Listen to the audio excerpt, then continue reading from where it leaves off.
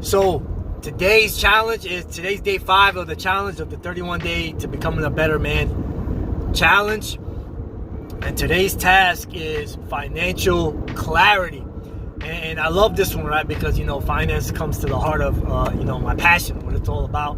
And of course, our channel is all about financial freedom, right? So as being a small business owner, right? A lot of us are entrepreneurs, sometimes we're great. We're great about, making sure we're tracking revenue and expenses as far as our business is concerned. But sometimes we tend to neglect our own, financial house, like our personal finances, right?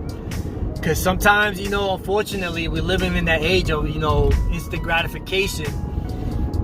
And we always like putting everything on the credit card, knowing that, we're just going to pay the minimum and fall into the trap of continuing to pay the minimum. And before you know it, let's say that big screen TV, right? Let's just call it $1,000, right? All of a sudden, that big screen TV that you paid $1,000 ends up costing you almost $3,000 because you ended up paying month by month just the bare minimum, right?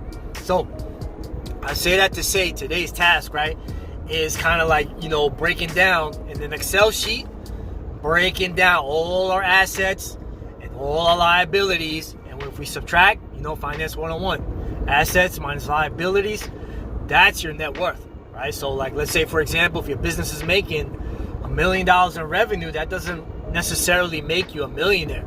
It's after you subtract all the expenses, liabilities, debt, all that stuff. Then whatever's left over is your net worth. So if your net worth comes out to $1 million, then you're a millionaire. More power to you, right?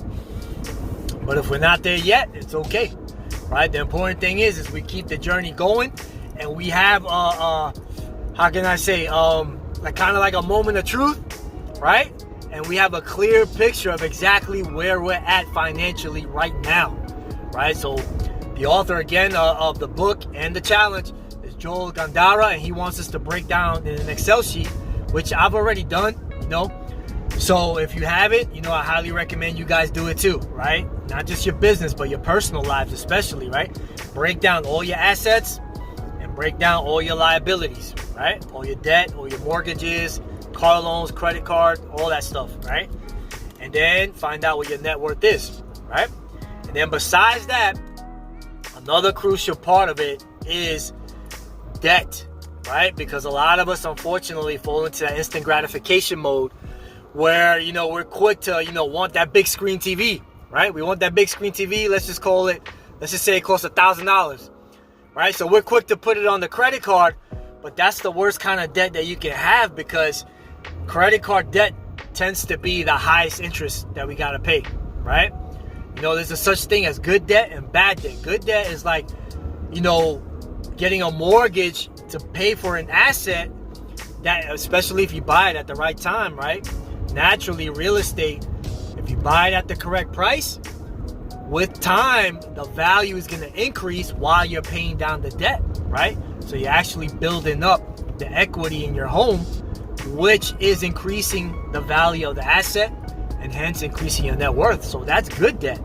Bad debt is, like I was just saying, like credit cards, where we want that instant gratification, paying crazy high interest rates in double digits to try to get that big screen TV, and then we fall into the trap of just making the minimum payments every month. So now let's just say, using our example, that $1,000 TV that we bought and we put it on the credit card, now it took us like how many years to pay it off, and when it's all said and done, we ended up paying double, if not triple, of what we originally purchased it for, right? So another part of today's task is to like break down all your debts and tackle which one you're paying the highest debt on.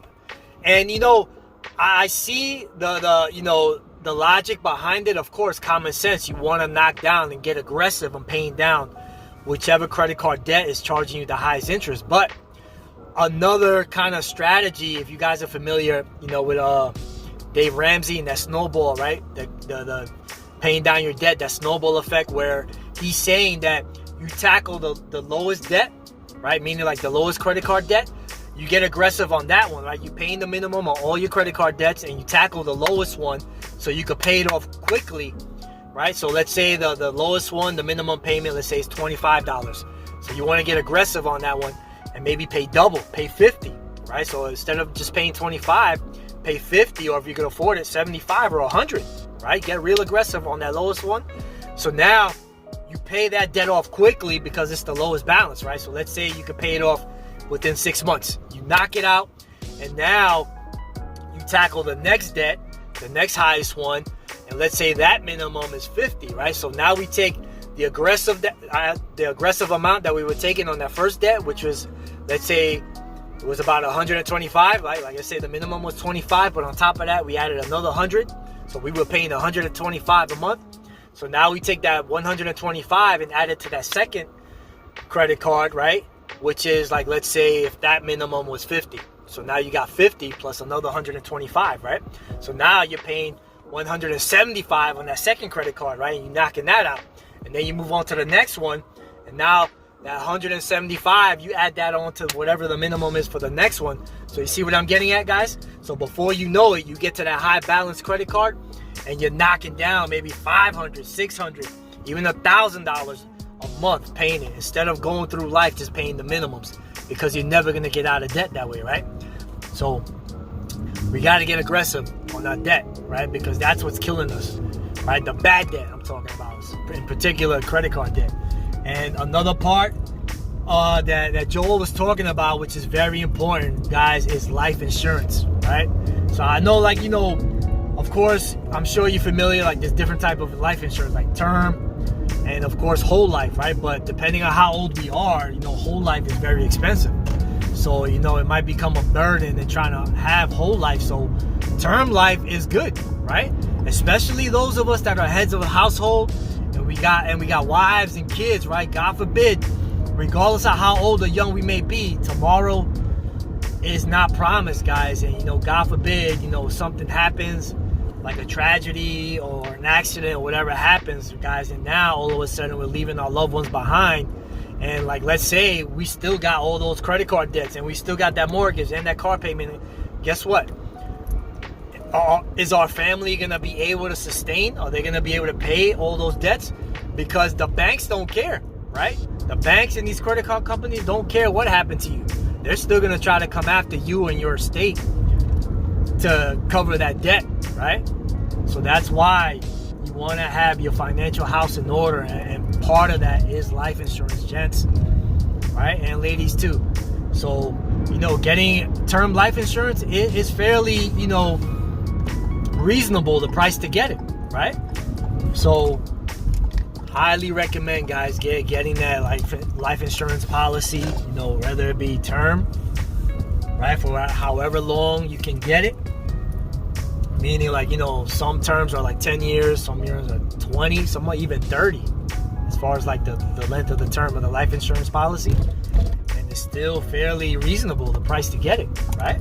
So, but if you are at the point where, you know, where you got, you know, a strong $3 million net worth, then, you know, probably you don't really need life insurance, even though you can afford it. So, I mean, if you can afford it, why not, right? It's just added another cushion to the financial stability and well-being of your family and your children, right? So again, guys, today was financial clarity, you know, and unfortunately, you know, I am no exception to the rule. You know, I love my Starbucks, my white chocolate mocha, guys. I can't live without it, but we got to cut back on those expenses and start knocking out those debts. We got to start sacrificing on the things that we don't really need and get our financial houses in order, right? So again, guys, make sure you like, subscribe. I'll put the link to the book below if you guys want to follow along in the challenge. And stay tuned for tomorrow, day 6. All right, guys, be safe.